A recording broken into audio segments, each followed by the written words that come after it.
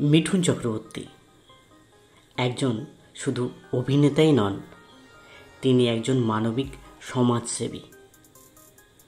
সকল কিছুর ঊর্ধ্বে গিয়ে তিনি শুধু জনসেবাই করেছেন, নিজের কেরিয়ারকে তেমনভাবে লক্ষ্যই করেননি। 90-এর দশকে যখন হিন্দি ছবির মন্দা চলছিল, সেই সময় উটিতে তিনি একটা প্যারালাল ইন্ডাস্ট্রি গড়ে ফেলেছিলেন।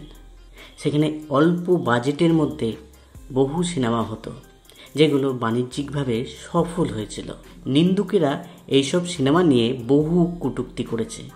একদিক দিয়ে বিচার করলে দেখা যায় মিঠুন চক্রবর্তী এমন একটা মানুষ যিনি ইন্ডাস্ট্রিকে কাঁধে নিয়ে নিয়েছিলেন। বহু কলাকৌশলী, পরিচালক এবং সিনেমা মালিকের দায়িত্ব নিয়েছিলেন নিজের কাঁধে করে। হ্যাঁ, এইসব সিনেমা কিন্তু ভীষণভাবে বাণিজ্যিকভাবে সফল হয়েছিল। বিভিন্ন ছোট ছোট এলাকাতে মিঠুনের এই সিনেমাগুলো ভীষণ জনপ্রিয় ছিল। এইসব সিনেমার জনপ্রিয়তার কারণে কলাকৌশলী, পরিচালক, প্রযোজক এবং সিনেমার ডিস্ট্রিবিউটার, সিনেমার মালিকরা নিয়মিত টাকা উপার্জন করতে পারছিলেন।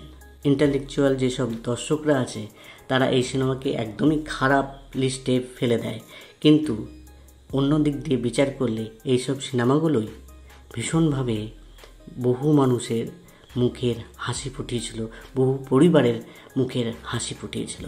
আর এটা নিজের দায়িত্বে করেছিলেন স্টার মিঠুন চক্রবর্তী।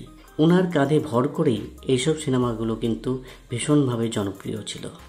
তাই বৃহত্তর স্বার্থে মিঠুন চক্রবর্তী এই ঝুঁকি নিয়েছিলেন, যেটা বলিউডের কোনো নায়কই নেননি, নেওয়ার ক্ষমতাও ছিল না। এর জন্যই মিঠুন চক্রবর্তী তিনি হলেন মহাগুরু।